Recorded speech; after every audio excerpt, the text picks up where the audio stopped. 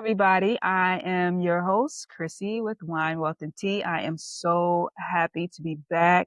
I know you guys are wondering, okay, you made a recording a couple of months ago now, and it's because I've been very, very busy with our next great project, which is the Wine, Wealth, and Tea magazine, which is out now for purchase. And I'm not Oprah, so you won't see me on the cover every month, but I am on the first month. But it's now available to be in your hand with a lot of great stories, a lot of great articles from a lot of great people. And this is our February edition. And our Women's History Month just came out, and this is the March. And we're currently working on April. So you can definitely go online and purchase or read it for yourself for free right now. You can subscribe for free and read it on our site, or purchase it if you like it in your home. I'm a little older, so I like to hear the pages and smell and everything, ink and everything. So I keep magazines at home. So again, welcome to Wine, Wealth, and Tea. And I'm glad that you're back to hear another amazing podcast about what we love to talk about, real life, real things that happen to real people. And today we're going to talk about real money, real moves, and what a lot of people don't like talking about, but they need to, on how to build wealth. Um, and it's important to me because this is something that I've been learning along the way over the last maybe 16, 17 years, is how to build it. But mainly, I'm now just learning on how to protect it, because we're at a point where all the grinding and all of the investing and all of the leveling up, um, what is it going to look like? Because at the end of the day, we're all going to hit that one expected moment in life where life ends, and it can all be taken away if it's not put in a safe place. So that prompts me to bring on somebody that is very, very important to me and in my life right now. Um, and that is Miss Adrienne. And she's here today, and she's going to talk to us about the strategy behind how to secure your wealth and why it's so important. So I want everybody to really, really welcome Adrienne to Wine, Wealth, and Tea podcast. Can you hear me? Can. Thank you so much. You're welcome. Love that. Love that. Yay. Yeah, your picture looked beautiful on the cover there. Love Thank that. you, thank you, thank you, thank you so much. Yeah. I am just glad to have you on because it's been really, really on my mind, and we had to get our schedules together to get to this point, because I feel that a lot of people don't want to have the conversation about finance. But before we get into that, I want people to connect with you and to know who you are. So tell them a little bit about yourself, Adrienne. So, a little bit about me. Um, I'm a mom. I have three daughters. I'm a single mom, and I've been single momming for most of their lives. Um, that is part of the reason why I am in this career, actually. That that said, we had some adverse situations happen in our lives when my daughters were really young. Um, kind of forced me into starting over my whole life financially, which was pretty scary because no one has a plan for that, right? And that actually forced me into switching my careers because I've always had a knack for finance. I've always cared about it. I've always been a good saver. Really mindful of that sort of thing, but I didn't have all of the what for that I do now as in an advisor role. So I taught myself that, took my boards, and here we sit. But I'm a career changer, actually. I was a respiratory therapist for a long time. Oh, wow. And yep, I switched careers and got into this some years ago, and no turning back. I feel like because I started over financially and I game changed my entire financial outlook, Mhm. probably in the about a five year or less period, like no home, no no career, no car, no money, due to a pretty nasty Fancy divorce. life, yeah. Yep, I started over, and I think that is a lot of the light that I'm able to give a lot of my clients and anyone that hears my story. It's like that's wild. It is wild, but it's doable, and I know that if I can do it with three kids in tow, anybody can do it. So I take a lot of pride in walking folks through just the hope in money, right? Because Mhm. I think sometimes folks can feel like that is such a money has a grip on them and it feels so overwhelming and out of control. But I teach my clients how to kind of reverse that, how we can have grip on our budget, which allows us to be in power of our money, and that's a really So powerful thing. so you're just powerful altogether because to restart your life and take control of it, that's a power move. I understand what that's like to start all over again. So I'm definitely able to relate to your story by going through whatever it is that happens in life and then restarting and coming out through the other side of it um, better than ever. So, congratulations to you for just seeing a way around what life does. It happens. So Yep. we all know, how that is. And, with finances, I find that I meet more females than males in the financial industry. I think that we're just, I don't know. I learned a lot about finance through my grandmother and watching her account for every dime in the household. I even still do it to this day. I write down things, and I think it's because of always watching her write down what bills were due, what things needed to be paid, what food needed to be purchased, where we could go, where we couldn't go. She wrote all of these things down, and I still do it unconsciously. But I think that's just something in women where we are able to make a way out of no way and then build from that and create even bigger and better for the next generation. So I'm so glad that you're just this passionate person about not just making money, but teaching people how to maintain it. So, we met, I think it's been maybe 3 years now. Maybe, Yeah. yeah, yeah. It's been a while. And I was a little reluctant in the beginning because I didn't understand the whole world of finance and how important it was for not just me, but for my family and what that looks like. But I know I needed a foundation because um, I wanted to understand how to grow my finances. So, what does a foundation for people look like when they're trying to grow their finances? Sure. So I think everything always starts with the budget. I mean, we can talk about income, and we know what we have coming in. Most people kind of track that. Um, let's just say you're bringing in 6 grand a month, right? Net. But the big question is how much is going out? And that all starts with the budget. And let's face it, a lot of Americans were really set up to swipe or not even pull the card out anymore. It's just on the phone, it's auto, so auto. There's no cash. So it's very easy to just swipe and move money and not even realize it. So I think the first piece in the foundation of money in general is doing what I call the budget exercise. And you just write down everything that you know has to go out, and then you look at all your discretionary spending. So I tell folks, hey, go back 3 months.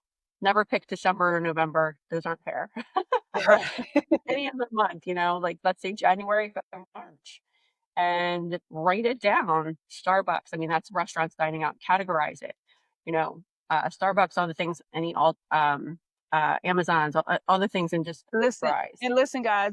He made me do this. So everything she's telling you today, she's like, tell me, be honest with me. What is it that you like to do? What are you spending your money on? And I'm like, okay. you know, but Yeah, we had to get a real look at things to even understand my budget, to build my wealth, which I'm yeah, still building. for sure. And it's not about me judging the budgets ever. It's so cool for the client to actually do that for themselves. And never even needs to come to that because most clients go through and they're like, I spend 2 grand a month on dining out, and I don't even remember where I ate. So it wasn't like going for a great steak. It was just random Chick-fil-A and just quick stuff.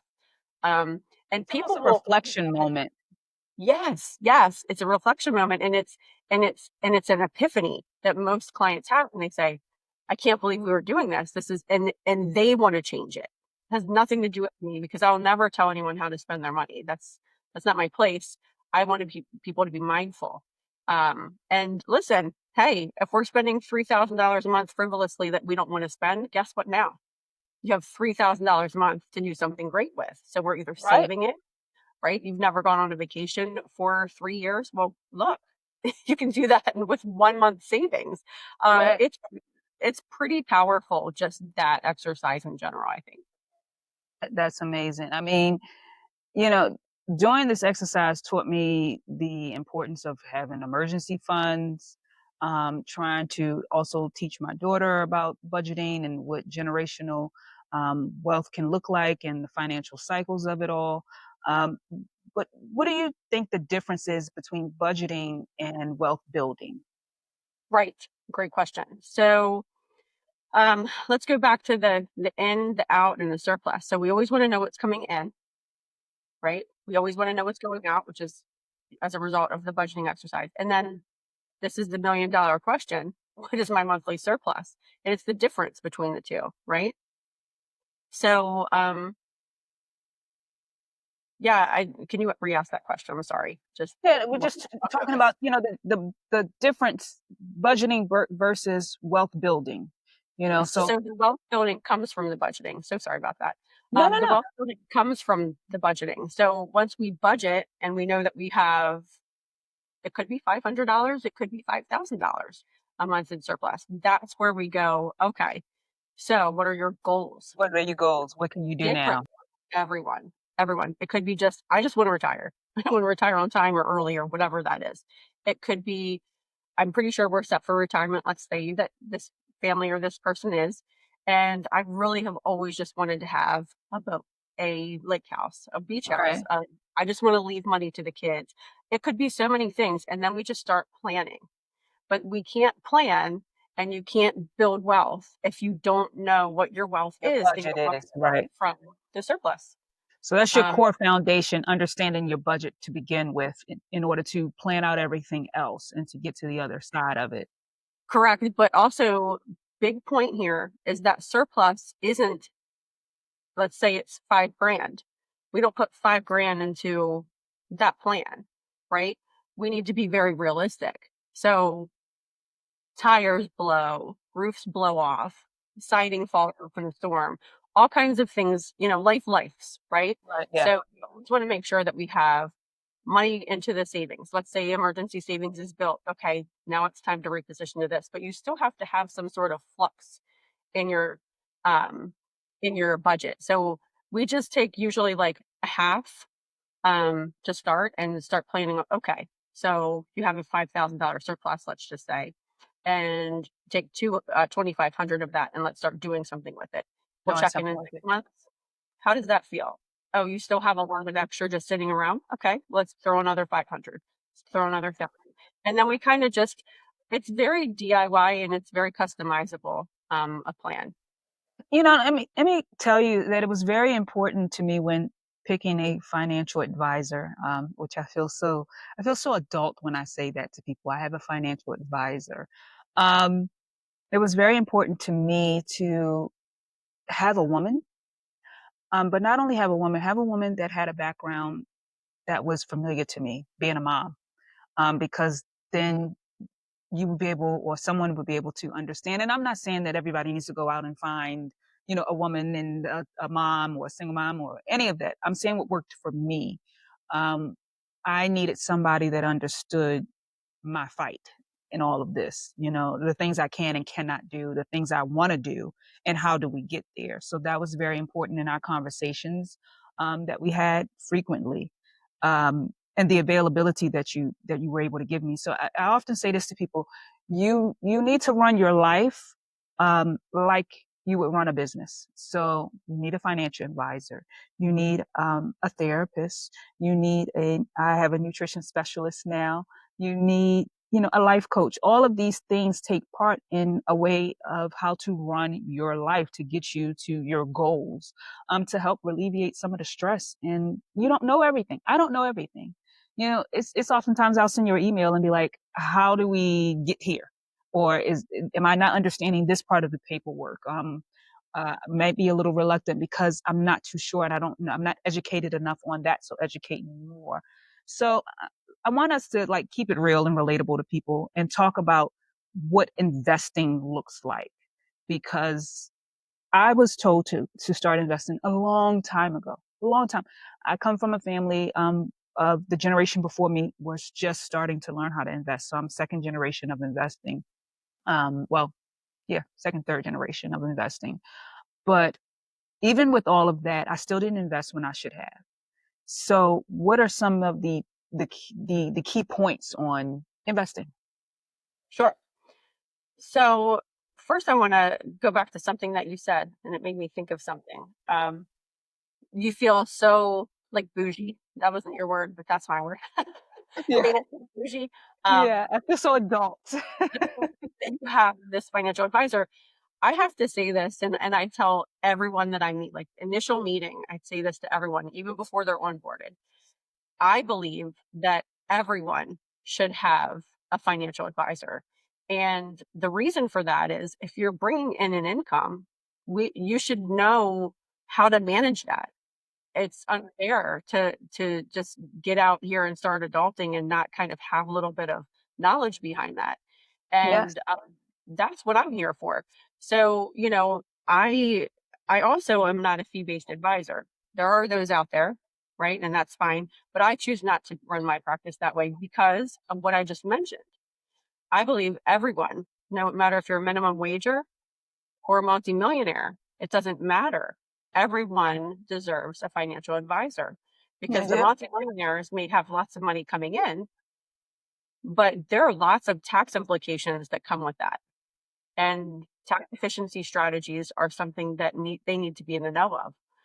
Secondary to that, what about someone who's um, maybe not highly skilled, maybe didn't graduate from high school or something like this, and they're earning lower income? Well, they deserve to They understand how to deserve that spend right to income. to Yeah, change their lifestyle. I yeah, mean, so they can have a nice lifestyle. yeah. And by no means I'm still trying to understand a lot of things about finance. I'm not 100%, but I'm further ahead than where I was. I mean, I feel like without a financial advisor, I would just be doing one thing thinking that that was okay. Right. When in reality, one thing is never enough. But Very true. I've learned a lot about investing by our conversations, and I know there's different types, and I know some of the key ones are what we all know is 401ks, but that's not the only piece of it. So let's talk about the other pieces that are available to people. Yeah, so I think the 401k is very much, and pension is very much like what our parents and their parents know about, right? But today's world isn't running like that. So we know about things called the Roth. A lot of people know about the Roth. For folks who don't know about the Roth, I can explain it very simply here. The 401k is associated with an employer. When you leave that job, you can turn that into a traditional IRA. You just transfer that into your own account. IRA meaning individual retirement account. 401k meaning associated with employer. Same thing.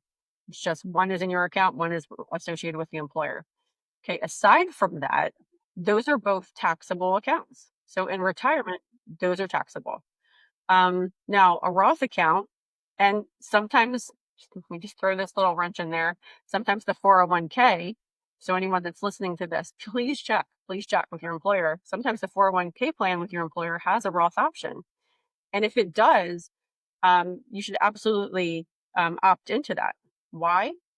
Because your contribution, let's just say you contribute 3% and your employer matches you 3%. Okay. Your 3% will be Roth money, which is not taxed in retirement, and their match 3% will be taxable to you in retirement. Why does that matter? Because making decisions today impact your future down the road. So you can either have all 6% of that taxed.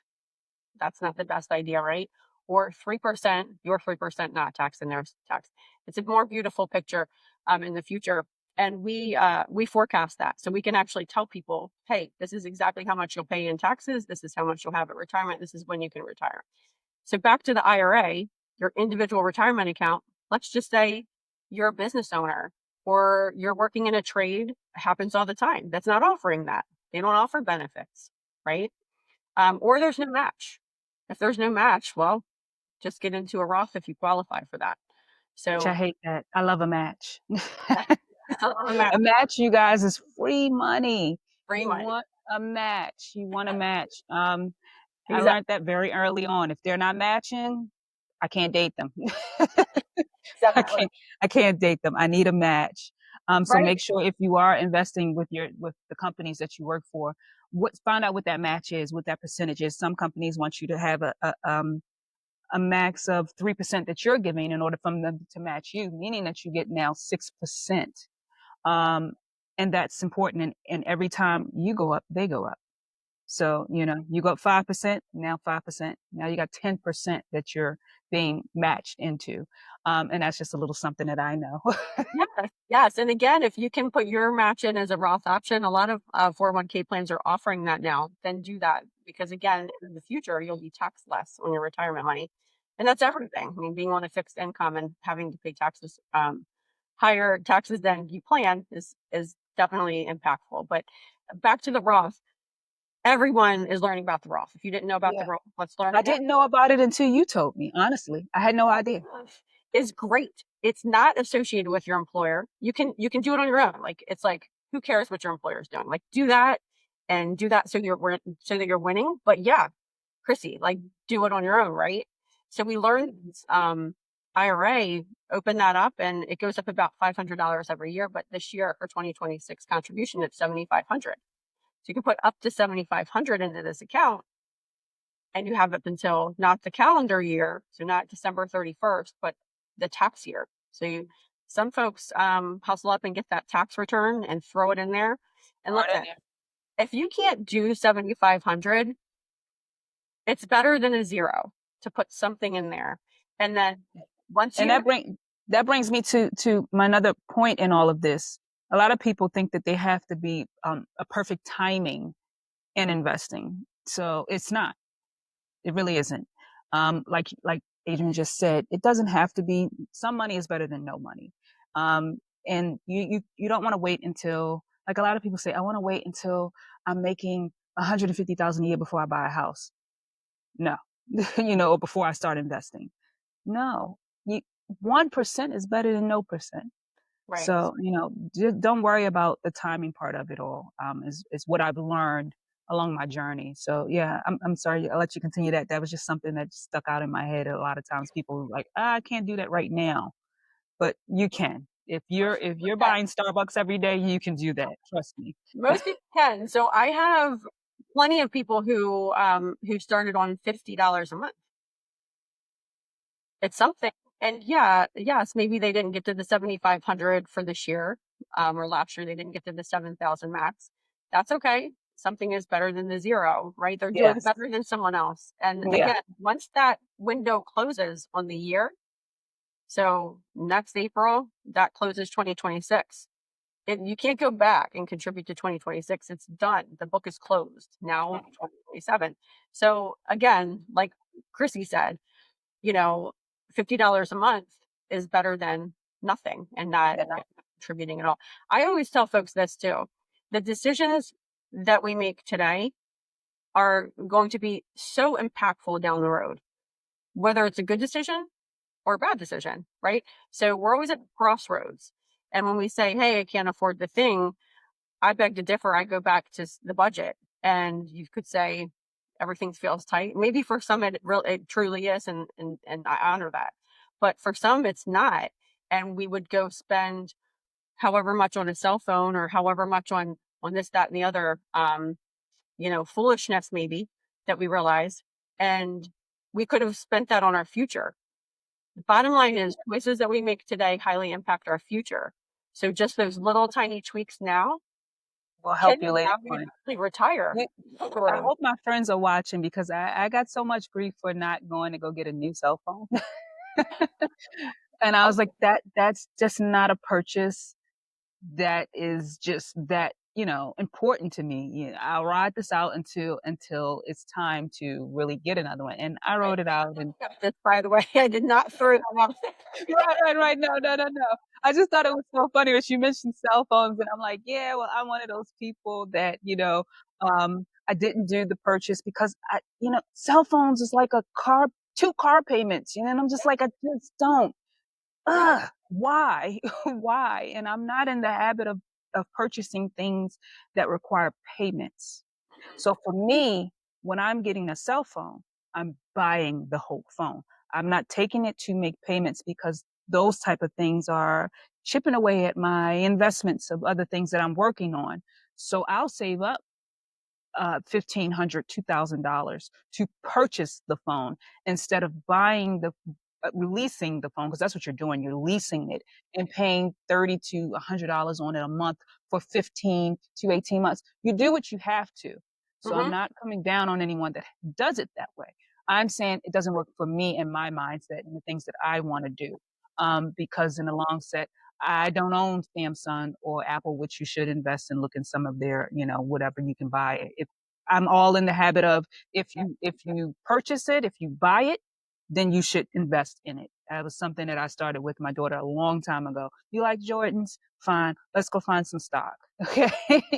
So I'm on that habit of things because again, I started learning about these things a little early on, but just not learning how to put them all together until now, and meeting someone like yourself to explain it a little bit more that had the time and the knowledge behind it all. Um, we talk about investing and how it's very important, but the one thing that we don't talk about, the most important thing that we don't talk about, um, that is also an investment, is insurance, and that's where we met, and we really really dived into things.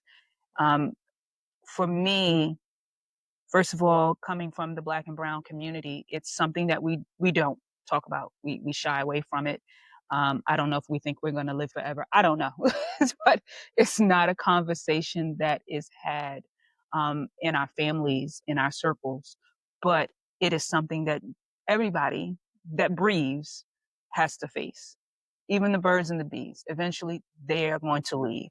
Um, but to me, this is a powerful topic of discussion that we don't have enough of.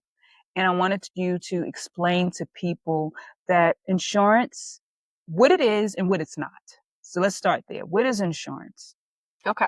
So just to go back to the investment thing, I want to be really clear because I did only talk about retirement investment account. Don't feel like that's the only thing you need to save for. You can save in accounts that aren't associated with retiring anytime. As opposed to a CD that's making barely keeping up with inflation or high interest Yeah. savings and those kinds of things. You Listen, can. I don't mind telling the listeners, Adrienne pulled me out of CD. She pulled me out of it. I had myself in a CD and I was like, she said, and it's not doing anything. I was like, I guess I don't think so. And I actually lost money, you guys, I'm just going to be honest, what's been happening these last few months, not just weeks, months, that CD lost hundreds of dollars. Okay. So listen to what Adrienne's saying about that. So keeping up with inflation is a big thing because listen, I love cash just like everybody else likes cash. And sometimes folks like to just throw that in the safe and call it a day. I've met folks with almost $1 million in cash just sitting there.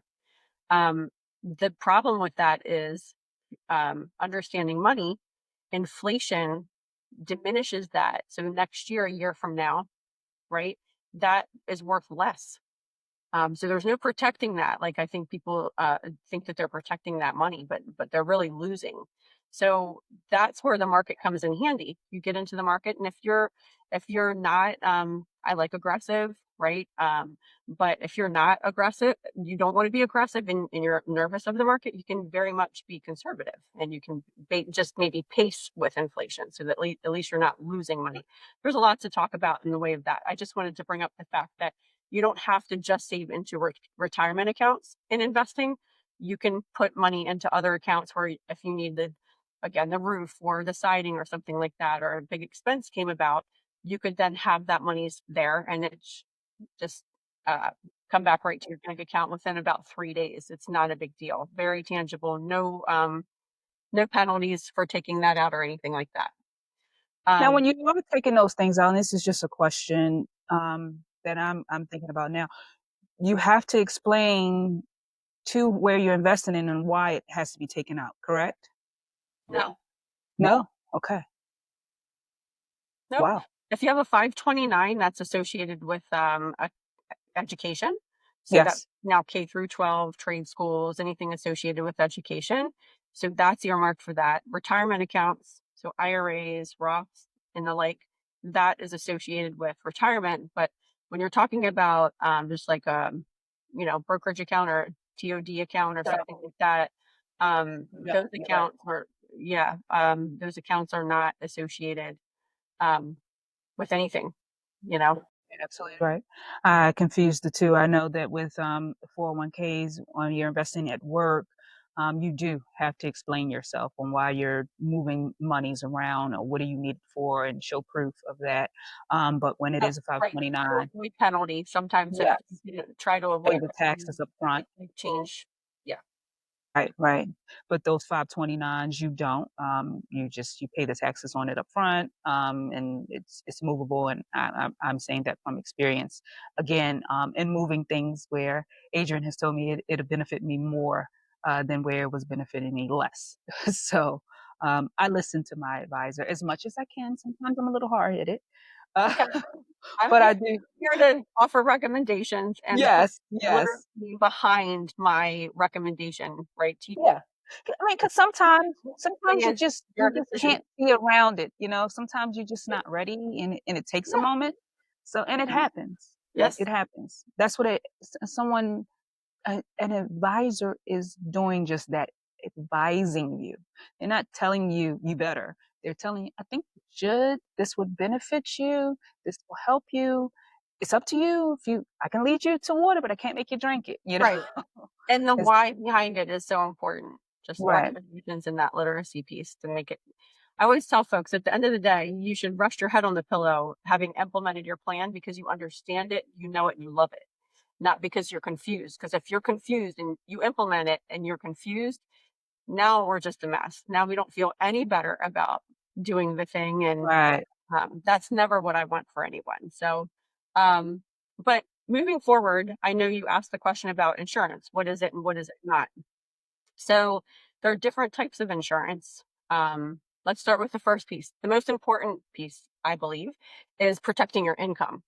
Because let's be real, it's the most valuable thing I think all of us have, assets aside, is the ability to get up and go earn an income. If we can't do that, nothing's happening, right? Nothing. So short term and long term disability, I know people have heard it before. They probably got into new employee orientation and they're like, I don't need this. I'm 18. I don't need this. I'm 30 something. I don't need this. Who cares? Because they're not understanding how they can utilize it. But the bottom line is checking that box with your employer plan, if they offer it, is huge. Two things. It's a group policy, which means it's probably very cheap, affordable. Secondary to that, it typically, generally speaking, provides 60% of your income. So it's not going to be 100% of your income, but think about this. If when you run Better your than budget, nothing. yes, when you run your budget, you need your whole income, which most Americans do, right? We get a pay raise, we cut up the ante. We kind of let's increase our lifestyle. Love this, right? We need our income. So if they're providing 60% and then they're going to take their deductions, so call it 50% of their income. If you can live off of 50% of your income, never mind. Stop listening. But most people can't. So I say check that box and then talk to an advisor who can talk to you about the other 40%. So if something happens to your ability to earn an income, you have your whole income coming in. So secondary to that, what does that even mean? So short term is the first 3 months after illness or injury. If we have to skip that, I'd say we skip that. Our savings can get through that. And if we had to charge up credit cards, fine. The most impactful one is long term. Why? Because that starts after the 91st day or fourth month after illness or injury and can go a lifetime. So if you're talking about up to 70 years old retirement, that's a long time. So we need to make sure that that is Checking that box. 100%. And folks think sometimes, well, I'd have to be in a car accident and paralyzed and like these big events. But let me be clear, I have had clients out during COVID. I had a multitude of clients out on just mental health. It was hard times for a lot of folks. And it is what it is. That was a very big deal. Bereavement, I've had young folks in their 20s need to use it because they lost the one person that was left in their family. Not a big family. They can't recover from it. Yeah. Yes, and they're living together and the whole world just dropped out from beneath them. They need some time. And that's a real thing. Most employer plans don't offer a decent bereavement policy. It's usually 2 days, get back to it. Get back to work. Right. That's not how these policies work.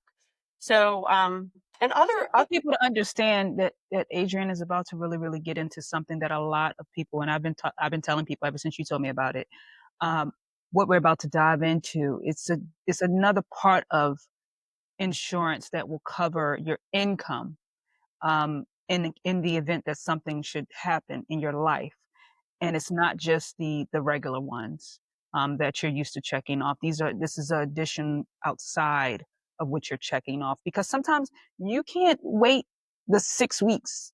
They'll I'll say this: employers will put you through the ringer before they'll give you those benefits. So you have to have something else in the background, and that's what Adrienne is talking about to everybody. So really, really, really listen to this part because I thought this was really important because I didn't know anything about it. right. So I come from healthcare. That was my first career. So think about it like this. Anyone out there who was in healthcare now or before, if something happens, most folks will donate their PTO, their paid time off. So you take a donation from all the folks in your unit, and when that runs out, it runs out. I can promise you it's not enough to last you till 70 if something happens and you can't go back to work. Secondary to that, I'm sure we've all heard of somebody who was down and out for whatever reason, and the employer somewhere said, sorry that you can't come in and do your job as planned, but you can be a greeter. How about you sit at the door and just say hi? Because they don't, if they're going to pay someone, they don't want to pay someone to not be producing in some form or fashion. So they try to pull these moves. It's very Right.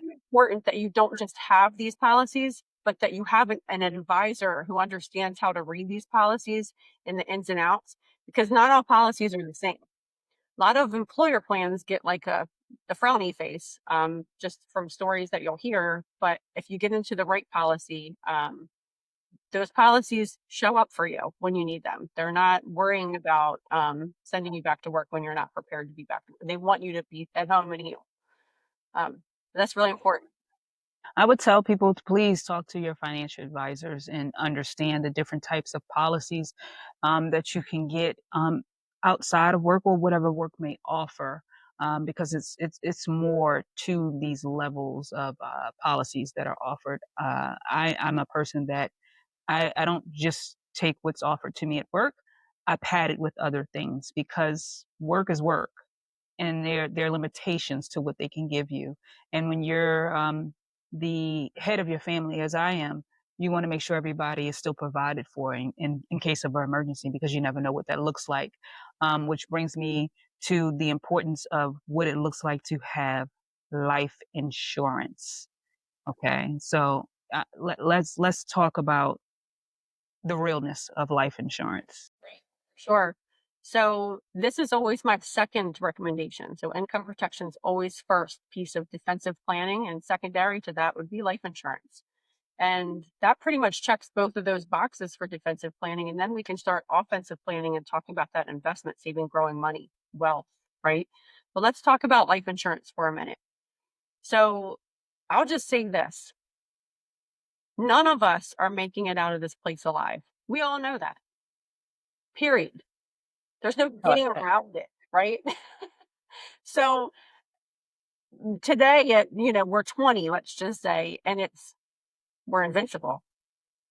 Okay. So we're maybe not thinking about life insurance, and that's okay, right? But you should have it.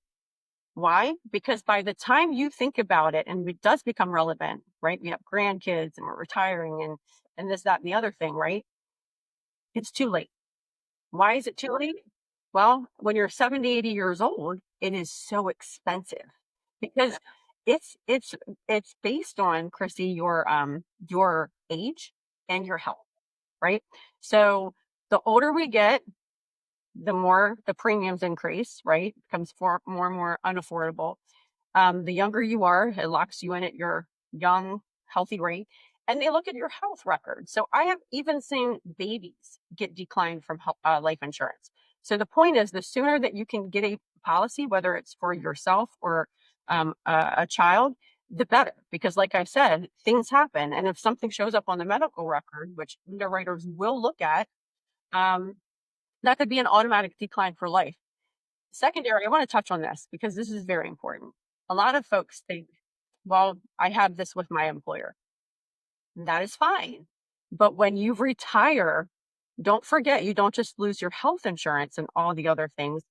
Life insurance is going too. So when we retire, let's just say we're 67, 70 years old, we're in the predicament I just mentioned, right? We're older, it's more expensive. Can we afford it? Do we want to afford that? And our death benefit, so the legacy that we're leaving to the next generation or our spouse or partner, is far less because you're spending this much but getting less the older that you get. So, I wonder if people have thought about that because I never thought about that myself, that mhm, the insurance that you hold at work is work. mhm, And when you're not working there, it's gone. no longer there. So you've Right. paid into this service, which please still do because anything can happen while you're working with that employer. But once you leave that employer, what is your plan? What is the plan? Because you're still going to um, get older, um, get sick, things happen, need help. These things are still going to need to be there. And if you have some type of income, which we hope that you do, you're going to need insurance. That was one of the things that's like a key thing. My siblings, they stay with me. And that was one of the things that I told them that was a must. You couldn't stay with me without insurance. You couldn't stay with me without a couple of things: voter's registration and insurance. Those were the two things. Because I've always said, I'm not digging into my funds out of a lack of responsibility on your part. Right. It's nothing but pennies on a dollar. And I know people say this all the time. Starbucks, I'm not, coming down on you because I love Starbucks. I do. I drink it. But if you can afford Starbucks, you can afford some life insurance policy for yourself to make sure that you're covered and you're not burdening the people that love you with trying to figure out what to do next. So it's very important. Even with a parent, if you don't think your parents have it, get them a policy, because if you're their child and they don't have any other loved ones around them, any spouse or siblings or anything like that, or their own parents, you become the next person in line that's going to have to take care of all of their arrangements. So it's important, if talk to your parents about it to see if they have something lined up, and if they don't, you need to talk to Adrienne or find you a financial advisor that can help you get something put in place that you can afford. I know things are unaffordable right now. I know I'm trying to think about vacation right now. I don't know if it's going to happen, but I can tell you what, my insurances are paid every month. Is Absolutely. But yeah, I do agree with what Chrissy said. I'm by no means saying don't check the box at your employer. I'm saying have that. It's uber cheap. It's probably a couple bucks. Um, Sometimes you can add your kids to that too, but everyone should own their own policy. Um, and there are different types of life insurance too. So we can talk about that just briefly. I won't get into the weeds here because not all policies are the same. But generally speaking, there's term and whole life. There's universal too, but we won't get into that. But term is like renting it. So it will last a term of time. Let's say it's 20 years or up until you're 80, but you can outlive that. It's really cheap and you get a ton of death benefit. So it benefits only the folks who are left behind in your passing. And then there's something called whole life insurance. And whole life insurance is something that I would say probably 98% of my clients have because they see the value in it. And the only 2% of clients that don't have it are the ones that want it but can't yet afford it. But they'll get there. And in the meantime, they have term as a placeholder, right? But whole life, what is that? Sounds just like what it is. Whole life lasts your whole life long. You cannot outlive it. And there are so many caveats to it. So the number one thing is that it leaves the death benefit, and the death benefit, if in the proper policy, grows every year. Okay, it should never just sit and stay the same and be stale. It should grow every year. And then the other piece is the what I call the living benefit, and that's the piece that's inside the policy for you as you're living. So it very much mimics the Roth in that the Roth is not taxable. This is not taxable, right? But it's way cooler in that, listen, markets go down, markets go up. In down market years, let's just say we're in retirement and we need a little extra money. We don't want to pull money out of the market. And let's just say we're not in retirement and we want to pull money out of one of those investment accounts that's not associated with the retirement. Well, the market's down. I would never advise anyone to take money out of a down market. Right? You lose that growth opportunity. It's a setback. So Because it what I will go back up. That we do know. The market will never stay the same. Right. So what we would do is we would pull monies out of the non-market correlated whole life account because it's all the same. It's not impacted by the market, Chrissy. So it's like, why not? Um, you can pay it back to yourself if you like, because then it just keeps it more robust, or you don't need to. You can just take it and keep it out. Um, then it sets you back down a little bit, but that's okay. Some people can put it back in and some people can't, and you have that flexibility. But again, all whole life policies are not the same. So it absolutely matters which company you're working with, and it absolutely matters how that policy is built. Um, And what it okay. is you're looking for that policy to do for you later. Yes. And I can speak to that because this was something that we worked towards. This was not something that I jumped headfirst in. It was something that I worked towards and trying to understand it because I have a bigger plan and picture in what I'm trying to do. So when I got to that point, I was very, very I asked a lot of questions. And we went back and forth a lot in meetings and in emails to make sure that when I got the booklet, because that's what it is, it's a whole booklet, that I understood what was going on in it and what it meant for my family. And when it came, I set my daughter down and I said, "This is your life." I told her, "This is your life. I'm doing this for you." And, she's like, okay, but, explain to her it means so much more than what she will realize, later on down the line, because I was investing in generational freedom in other areas of our lives and to make sure that I leave nothing behind that has to be cleaned up. That is my goal. Um, and understanding that we are here briefly, and that's just what it is. It it it affects you one way or another, whether it's emotionally or financially. And I choose to allow when my time comes that it's just emotionally and it's not financially for my family. So I'm just like super grateful that I met Adrienne and that she's been on this journey with me in understanding what it looks like and not being scared of investing in yourself, because that's what this really is at the end of the day. I know it feels like you're just putting out money in the insurance industry and, they're just an industry, da, da, da, da. One thing that is absolutely going to happen, you're going to pay taxes and you're going to die paying taxes. And it's going to be taxes on your death.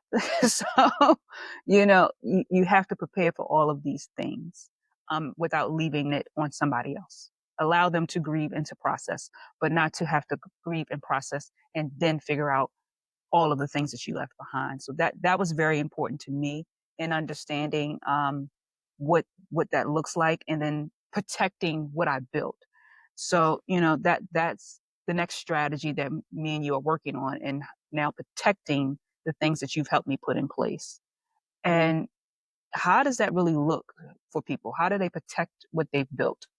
Sure. So I introduce most of my clients to an estate attorney, and especially folks who are in your space and my space, single parents with children, who are, you know, not out here being independent yet, right? Not those ages. Trusts are really important. Setting up beneficiaries and placing babies' names as a beneficiary doesn't work. You don't get to do that. So, and in our space and a lot of folks' space, we need to set up a beneficiary that makes sense, and the beneficiary can be the trust, and then people are directed to the trust, and that's how you stipulate. And then, if something happens and you pass, um, it's all spelled out just right there. And even if you're not a single parent and you have a partner or a spouse, and there should be a contingent beneficiary, because what if the two of you are on a trip and neither one of you come back or something like this? It happens. I mean, It happens. we It already know really that. does. We don't know when, but at some point that's happening. So what happens if something happens to your beneficiary? Please place a contingent. Please do that. And you don't have to have, one person getting 100%. You can have multiple people getting whatever I percent. have it all over the place. That you Divide get it this, all up. Yeah. I've pretty much Oprah'd everybody. You do this, and if Yeah. you're happy as you, because Yeah. sometimes we take family trips, um, and when we take these family trips, we don't know what can happen. We don't know, so it Right. has to be somebody that Right. can handle your business. Right. Right. For sure. I mean, there's something to be said about having a financial power of attorney. A lot of people hear about the power of attorney, and it's more like the health medical power of attorney. That's a real thing, right? But then when we have our advanced directive and all of those sorts of things, but there's something to be said about having a financial power of attorney that leads the trust, especially if you have kids, and dictates via the trust and how we already spelled that out for them, how they're receiving monies. Like, obviously, we don't want our kids at 18 to get all the money. No. So there are stipulations in there that we already spell out, and that financial power of attorney kind of directs that document, and that's really powerful as well. So, And listeners, don't be scared of all of these different pieces and like, oh, there's another expense now. Now we're getting into something else. It's something that I actually overlooked myself, and I'm now going to look at it. If your employer offers it to you, having legal, it's pennies on the dollar. And I know you're thinking the same way I thought. I don't get into any trouble. Nothing's going to happen. Why would I need legal? Why am I going to pay this extra, another expense coming out of my paycheck every biweekly, weekly, monthly, whatever? Nah, I'll pass. Let me tell you that legal can help you build out these items that Adrienne is talking about. And again, at my 43 years of age, this is something new to me. I've always skipped over the legal portion when it's offered to me through my employer. So I am now telling other people, don't skip over it. Pay the $4 biweekly, because you don't know what can come your way, that you can call that legal number and get advice, or they can file the paperwork for you. You're paying into that. And again, this is something I just learned about, so I'm now sharing it with you. Um, I missed the window, but I will re-sign up with it. Just found out, and I'm like, that's what that is. I always is wondered, it what the the heck is it is the that? EAP, the employee assistance plan? Or Yeah, yeah, so that also piggybacks on what Chrissy mentioned earlier about having a therapist. That's a very valid place to start, because a lot of times they'll give you 3 to 6 visits for free per year per each person under the plan. So if that's you and all your kids, that's a big deal. it Um, is. and you could use therapy for all kinds of reasons. Lots of things kind of that covers that. But yes, use your resources for sure. I love that. Yeah, Very yeah. I'm all about the resources, to help out, because I know what it feels like. Again, I'm a single mom. I'm an entrepreneur, a 9 to 5er, a soccer mom. She's texting me right now. Soccer practice ended early. I have somebody else that's picking her up for me. So all of these moving parts. So when you start thinking about another thing that I have to pay for, um, you go back to budgeting, which Adrienne talked about, and see what your budget looks like. I don't think that it'll be affected a lot by extra $4 a month to make sure that you have some legal in place to deal with some of these things that are going to happen in life. Um, I want to really, really let people know the best way, first of all, and how to reach you if they're looking for a great financial advisor, someone that's she's not going to BS you guys. I promise you that. I don't deal with people that give me a weird vibe or that I feel like, I don't know. Adrienne is straightforward. She is straightforward. She's like, listen, you need to pay that off. Come on, get it done. If you do this, it'll be over, and then you can move to the next thing. This will benefit you. Tell me the truth. Did you go on vacation and spend too much? What does that credit card really look like? Well, here's another option. She's your financial friend, not just your advisor. She becomes your friend. At least she has to me, and that's why I had to have her on Wine Wealth and Tea podcast because I couldn't keep all of this knowledge to myself. So, Adrian, tell people where they can find you and, you know, take it Yeah. from there. Yeah, so you can reach me at my email is extremely long. It is my name, as you can see, is a little complex there. So I'll give you my number. You can reach me directly. You can call me or text me at this number, and it's 717-781-8102. And again, you can call or text that number. And when I reach you, it might show up as spam because it's an encrypted number that is on my phone, so as to keep financial pieces separate than regular texts. And Uh, if you text, put in your text message a keyword. Put WWT, Wine, Wealth, and Tea, so she knows that she got, you got this information from the podcast and that you're a listener that wants to learn more and understand what you can do to gain your wealth. Because right now we're in a time, in a space where it's scary. It really is scary for everybody. I know you're waking up every day trying to figure out how to get gas, how to get food. Listen, I went from $80 biweekly in gas, which was wonderful, to now $160 biweekly in the same vehicle, going the same places, doing the same. I have not done anything different. So this is affecting everyone on every side. It doesn't matter what your political views are. It doesn't matter what your sex is. It does not matter. Finances, they don't care. It hits everybody. Um, but there's ways to protect yourself as we're going through it because we'll come out of it. It's not going to stay like this. So just know if you can make it through it to the other side, it's going to get better. And I just want to leave people with that because we are so stressed out right now, each and every day. But when you're talking to people that are your financial advisors, they allow you to see a way out of all of this and to just calm down. You're almost like a therapist in a way because you give us space to breathe and to know that we can get through the other side if we just hold on. Okay, maybe not take the beach trip this week. Well, maybe, my maybe job is to be a listener, number yeah. one, first and foremost. But remember, when you reach me, remember what I said at the beginning of the podcast.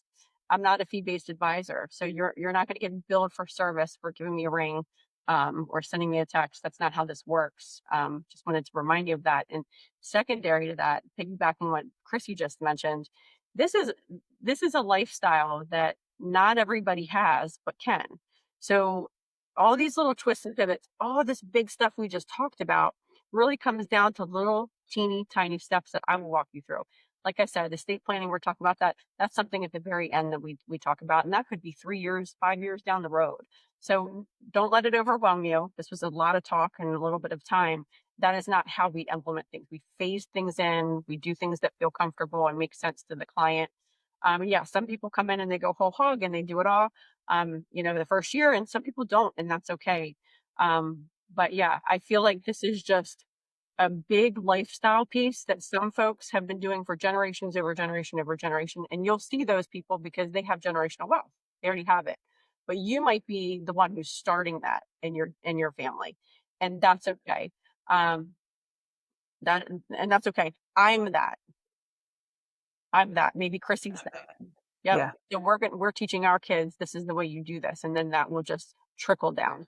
So just wanted to kind of say that piece. Thank you so If much you guys would today. like, if you guys would like Adrienne to come back, let me know in the comments when you're watching and listening to the podcast, and we'll see what we can do and schedule because she's super busy. Okay, and so am I because we got to go and work on April's addition to the magazine of Wine, Wealth, and Tea. I'm so glad that everyone is listening, and make sure that you share this story and share the information that we are giving out each and every time we have these conversations, because I'm here not to just have time on YouTube or time on Spotify, but time to give you relevant information for your life and what it feels like for everyday people, because that's what Wine, Wealth, and Tea is about. We're about making sure that everyday people have a chance to live their lives in a way that is peaceful. So I'm glad that you were able to be here today, Adrienne, and I Thank hope you. to see you back.